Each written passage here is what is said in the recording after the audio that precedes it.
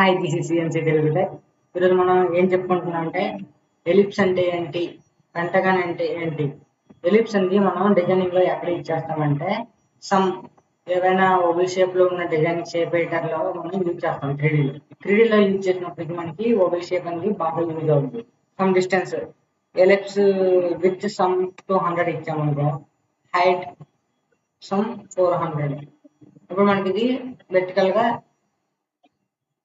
చూసా ఈ type designing కానీ లేదా మల్టిపుల్ మన అక్కడ ఉన్న అప్లికేషన్ బట్టి మనకి ఇది యూజ్ అవుద్ది ఎలిప్స్.